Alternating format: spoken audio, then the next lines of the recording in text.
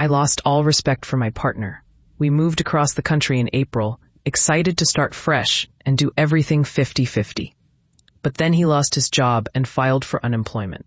He told me he was approved, but now it's December, and I've been carrying the weight alone. Recently, he reached out to a representative and mentioned that things were moving along. But when I logged onto my computer and saw his email, I discovered his claim was denied. And he had put in an appeal for a hearing set for January. When I asked him about it, he kept saying he'd let me know when he heard back. This feels like the ultimate betrayal. I've asked him repeatedly to find a job to help because I'm struggling, but he won't. I'm locked into a lease, and all the bills are in my name. I feel defeated, and honestly, I don't want to date again. I love him and desperately want this to work, but I can't see a way forward. How do I even bring this up? What can I say or do to stop being taken advantage of? Can this be repaired? Thank you to everyone who reached out with kind words and advice. It's helped me feel less alone in all of this. To clarify a few things, when we moved, I paid for everything out of pocket. Although we signed the lease together, I'm the primary leaseholder, which doesn't give me grounds to evict him. I told him I would support us when he lost his job, but I expected his unemployment to come through and end in October, allowing him to find another job. Throughout these 8 months, I've expressed my struggles. He kept assuring me that the unemployment checks would come soon. I make $24 an hour and have been working over 45 hours a week, but now, in this slow season, I'm lucky to get 37. I accepted this under the promise of weekly checks from unemployment, but my stress has only grown.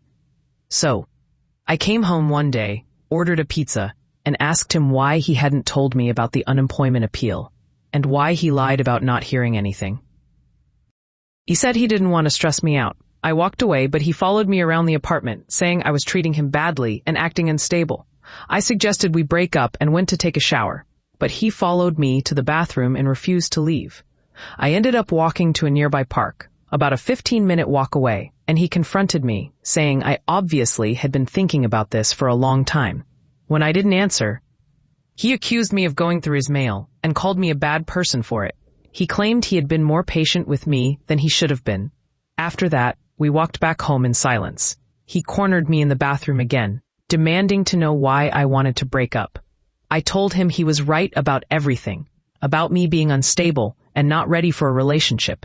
He tried to reassure me that just because I feel that way doesn't define who I am at my core. Now, it's been a few hours and I've cried a lot. I just wish things were different. It's like someone said, I'm in love with the fantasy and promises, not the reality in front of me. And to the person who implied I was shallow for wanting to leave, I would have stayed if he had just apologized for lying to me.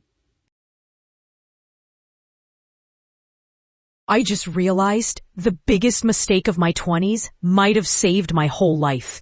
I don't know why this hit me tonight. I was brushing my teeth when a wave of emotion washed over me. It wasn't sadness or relief, something in between. When I was 23, I made a mistake that felt like it detonated my future. It wasn't dramatic. I simply overslept and missed something important. People had been hyping me up for it, and I thought it would be my big moment. My mom cried. My boss told me he was disappointed as a human being, which seems absurd now. For years, I believed him. I thought that one morning defined me forever. I let it crush me. Every time something went wrong afterward, I'd think, of course, you messed up the one thing that mattered. I replayed that day so many times it became a ghost in my chest. But tonight, I tried to imagine who I would have become if I hadn't messed up. I pictured a version of myself walking around in clothes that didn't fit, saying things I didn't believe, surrounded by people I wouldn't even like. He felt hollow, like he was performing being a person instead of actually being one. It dawned on me that I only ended up in the life I have now because everything got derailed. If I hadn't messed up, I wouldn't have taken that random job out of desperation. I wouldn't have met the people from that job. I wouldn't have gone to the places they dragged me to, even when I didn't want to go. I wouldn't have stumbled into the hobbies that became the only things that made me feel like myself again. I wouldn't be dating the person I'm with now. I wouldn't be in this apartment. I wouldn't have the dog sleeping with his head on my shoe as I type this. It's strange. I spent almost a decade grieving a life that, if I'm honest, I don't think I ever actually wanted. I just wanted people to be proud of me. I wanted to be the kind of person who didn't oversleep and ruin things. I wanted to fit the picture everyone else had drawn for me. But tonight, I'm realizing that maybe the mistake I thought destroyed me was actually the first time life pushed me towards something that was truly mine, instead of something I was trying to live up to. It feels strange to say that out loud. It feels even weirder to admit I might be grateful for something that broke me at the time. I'm not pretending this is some motivational message. I still wince when I think about that day. I still wonder who I'd be if I hadn't messed up. Part of me believes I should have tried harder. But another part, a louder part tonight, is starting to think that maybe I didn't ruin anything. Maybe I just didn't understand what direction my life was supposed to go yet. I don't know. My head's a mess. I'm probably overthinking this. But something shifted today, and I needed to put it somewhere before I talk myself out of believing it. Thanks to whoever reads this. I just needed to let it out.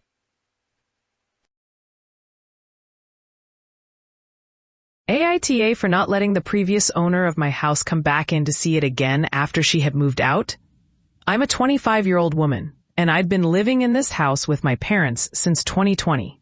It was owned by one family before us, a carpenter, his wife, and their daughter. They built this home in 1976 and lived closely with their neighbors. The wife passed away in 2014, and the daughter moved out in 2015. The carpenter continued living here alone until he passed away in 2020. After that, his daughter returned, sold the house to us, and left again. When we moved in, we found boxes of old family photos, valuable carpentry tools, and expensive cooking supplies. We tried reaching out to the daughter to return her family's belongings, but she never responded. Finally, in 2022, she answered and yelled at my mom for trying to contact her. My mom explained everything, but she insisted she didn't want any of it and hung up after calling my mom some harsh names. After that, we stopped trying to contact her, sold the tools, and gave the family photos to a neighbor who was friends with the previous owner. We thought that was the end of it. Last week, while I was in the backyard, my neighbor called me over. He was with a younger woman who introduced herself as the previous owner's daughter. She thanked me for giving the family photos to the neighbor, but then asked about the carpentry and cooking supplies. When I told her we sold them, she completely lost it. She was furious that we got rid of items that meant so much to her parents. I explained our attempts to return them, but she accused me of lying and used some harsh words. Then she asked to see the inside of the house for old time's sake. Given how she treated me and my mom, I said no. This made her even angrier, and she started yelling. I hurried inside and locked the door. About 10 minutes later, she was banging on the front door, demanding to come in.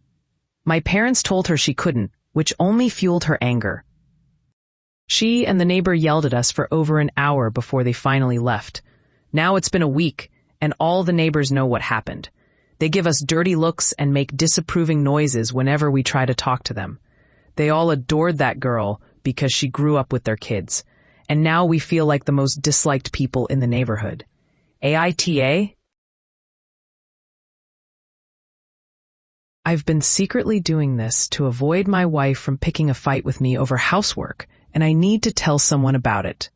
I stumbled upon a strategy that helps me steer clear of pointless arguments with my wife, and it's surprisingly effective. The other night, we were getting ready for bed.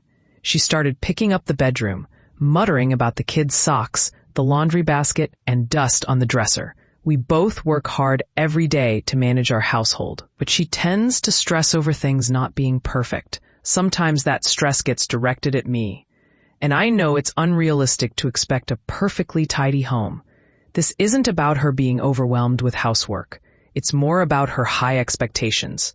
In the past, I would try to help, but that often led to misunderstandings or me asking too many questions. So this time, I decided to try my new favorite move, do nothing. I leaned against the doorframe while she buzzed around, narrating everything she saw wrong in the room. I listened, nodded a bit, and let her express herself. Eventually, she stopped and looked at me, asking, "Are you going to do anything?" I simply replied, "I'm listening. Keep going." After about 5 minutes, she slowed down and said, "You know what? I'm probably overthinking this. We can keep it simple. It'll be fine." Just like that, she relaxed. She calmed down and tackled a few things she really wanted to move out of her way, not for the household, but for herself. Honestly, this approach has prevented so many unnecessary arguments between us and has helped her become less bothered by things that are sometimes just out of our control. When guys say they're not ready for a relationship, it hits hard. I came across a meme today that really struck a chord. It said, "In your 20s, you'll find a girl who's beautiful, kind, caring, generous, and thoughtful. It's important that you tell her you're not ready for a relationship." That felt all too real for me. The last 3 guys I dated, each for about a month, ended things abruptly, claiming they weren't ready for a relationship. They told me they didn't think they brought anything to the table. They felt like I had my life so figured out while they were still trying to find their way. It was confusing because during our last hangouts, they seemed so invested. They told me I was perfect, that spending time with me was the highlight of their day. I remember them getting emotional, expressing how happy they were with me and how beautiful and kind they thought I was. After the breakups, they reached out to my friends, saying they were really sad about it. Is this just the old, "It's not you, it's me"? Or is there something wrong with me? Are there men out there who are truly ready for a relationship? I'm 29, and 2 of the guys I dated were also 29, while 1 was 24. I usually don't date younger, but we had been friends for a year, and he seemed ready. When I asked for their reasons, one guy said he felt like I had already experienced so much in life. He wondered what I was getting out of our time together. He mentioned struggling at work and needing to focus on that and his friendships before dating again. He had never had a serious relationship, admitting he'd only been in one that lasted longer than a month. The second guy was a door-to-door salesman. He felt that where he was in his career didn't match where he wanted to be. He didn't think he could give me the time I deserved and hoped we could reconnect in the future once he figured things out. The last one, who was the most recent, thought he was in a better mental place. But getting closer to a relationship made him realize he needed to focus on his mental health.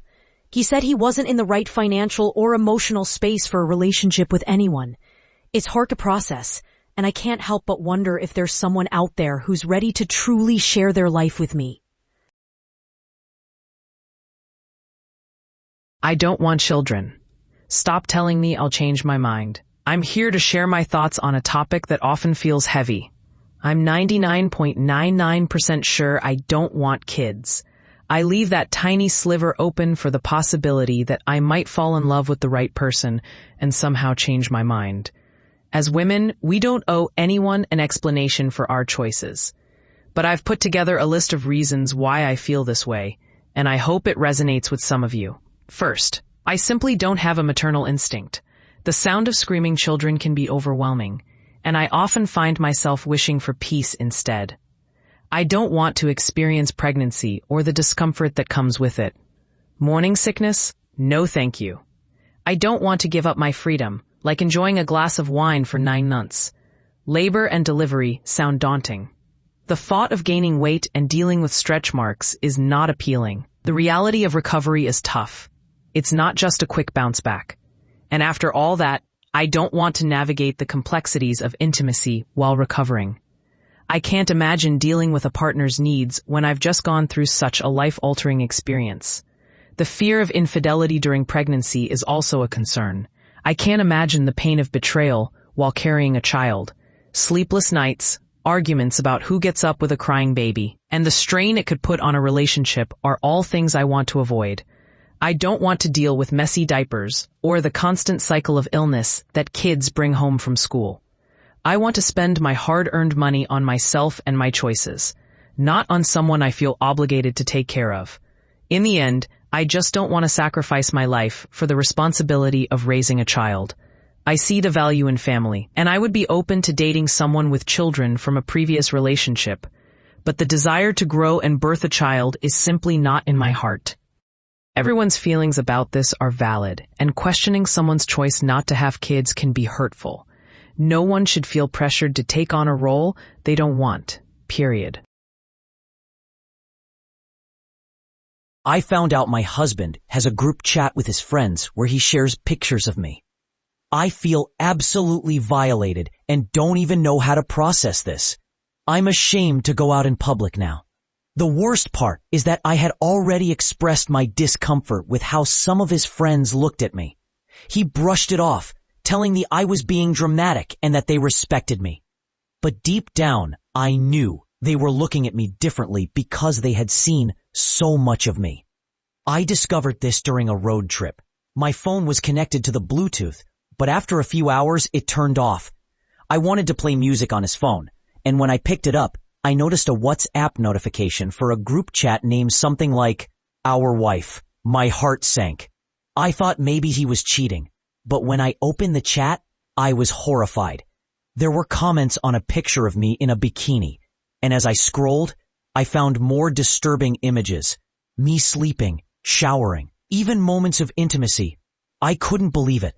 I didn't say anything. I just pretended to sleep for the rest of the ride home.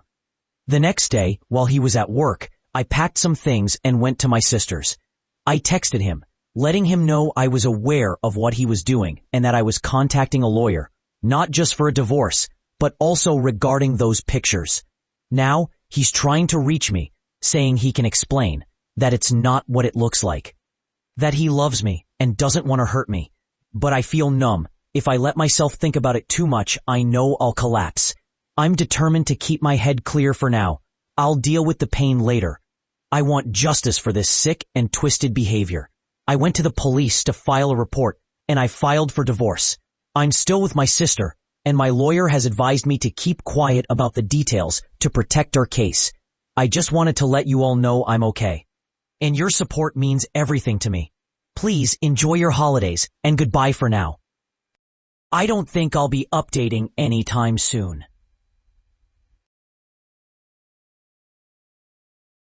Update. My best friend wants me to work with my rapist on her wedding. First of all, thank you so much for the support on my first post. I didn't expect it to gain that much attention. A lot has happened since then, and I feel like this could change my life for the better. I want to clarify a few things about my experience.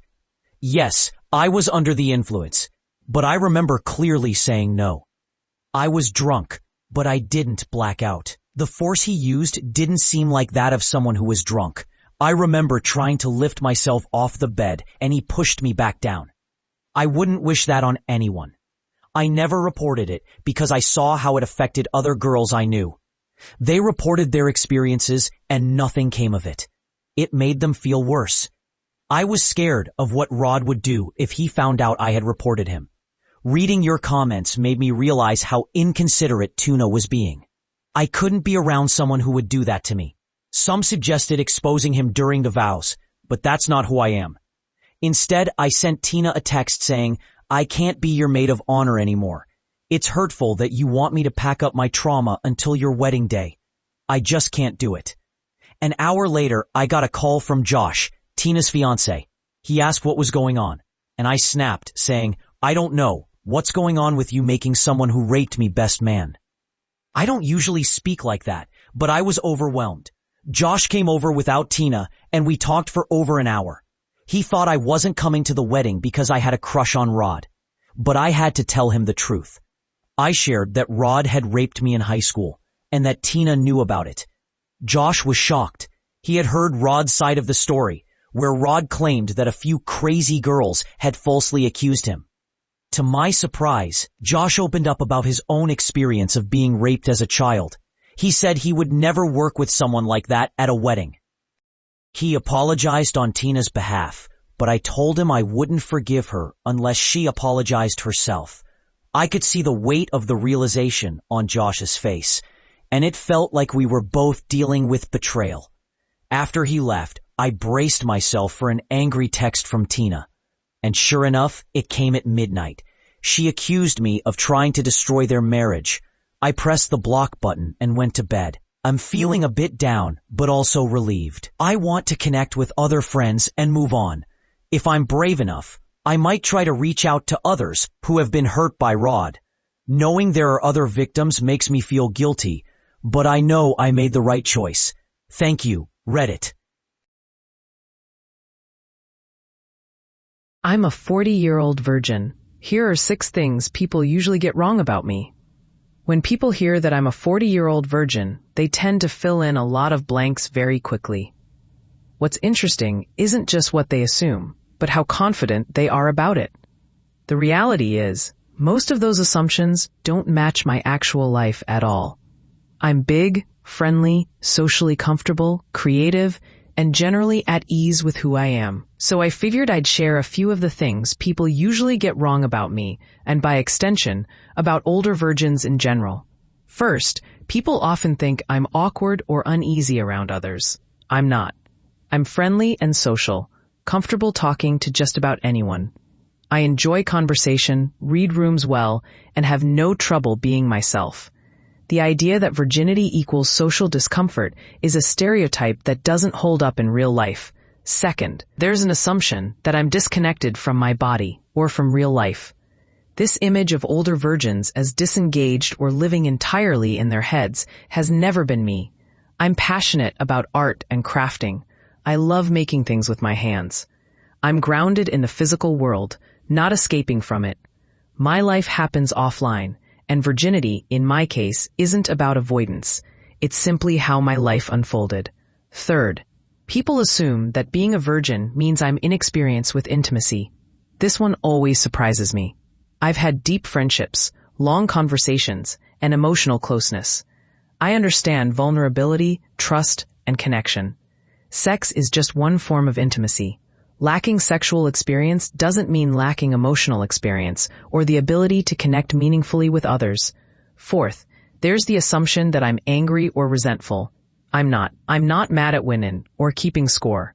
If anything, I'm more reflective than resentful.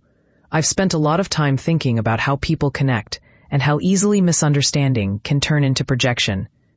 Anger makes for a loud stereotype, but it doesn't describe most of the virgins I've known, including myself. Fifth, people think I'm secretly miserable. I'm not that either. I have a full life with interests, friendships, routines, and things I care deeply about. I experience joy, purpose, and satisfaction. I also feel longing and curiosity about intimacy. Those feelings can coexist. Contentment doesn't mean the absence of desire, and desire doesn't mean a life is empty. Most adult lives hold both at the same time. Lastly, people assume virginity is the most interesting thing about me. It isn't. It's just one fact about my life, not the organizing principle of my identity. It doesn't define my values, personality, kindness, creativity, or capacity to connect. What's fascinating to me is how quickly people reduce someone to a single data point, and how much they miss when they do. Just to be clear, I'm not arguing that anyone should stay a virgin or that sex doesn't matter. I'm simply pushing back on the idea that virginity is something shameful or defining. I've seen how much unnecessary anxiety and self-judgment people carry around this topic, and I believe we'd all be better off discussing it with a little more calm and a little less assumption. Thank you for listening. Ayatollah for not giving the dollhouse I built to my niece, but to my wife as a gift? I'm a 28-year-old man, and I recently created a replica of a house that's special to my wife, who is also 28. It's about 2 feet tall and not overly complicated to build, but my wife has mentioned a few times that she thought it would be great for her little trinkets. She has this wonderful habit of collecting them, and I love that about her. I didn't tell her I was making it, but I cleverly involved her in the process by having her help with some TikToks to get the colors just right. She had no idea what I was up to. When I showed a picture to my brother, he thought it was cool but didn't quite get the purpose. He then showed it to my niece, Ava, who's 13. She recognized it and said she wanted one too. My brother asked if I would give it to her for her birthday. I explained that it was meant for my wife, but I offered to make one with Ava instead. I thought it would be a great way to teach her some basic woodworking skills, which aren't really taught in schools anymore. My brother suggested I could just make a second one for my wife and give the first one to Ava, since her birthday is coming up. I stood my ground, saying this was specifically for my wife. He seemed to accept that, but then he came back with, "Isn't it a little weird to make a dollhouse for an adult woman?" I tried to clarify that it's not a dollhouse, just a decorative shelf. He argued that made it worse, claiming Ava would actually play with it. I think he must have complained to our mom because she called me saying it was stupid to give my wife a dollhouse. I tried to explain, but she just kept insisting it was a silly idea. This weekend, while visiting their house, Ava kept bringing up the house, saying things like, "I've always wanted one just like it." She kept asking why my wife needed a dollhouse. I told my brother that he was encouraging his daughter to be manipulative, and I really didn't like it, so I decided to leave. He accused me of teasing Ava, saying I was being a bad uncle. Being a good uncle matters to me, and I do feel for Ava because she's a fan too. I admit I might have a blind spot here since I don't have kids, and maybe I shouldn't have shared the picture with my brother in the first place. Am I really the bad guy for not just giving it to her? Yes, it was easy to make, and I could create another one quickly. But this was a special gift for my wife, and I wanted it to stay that way.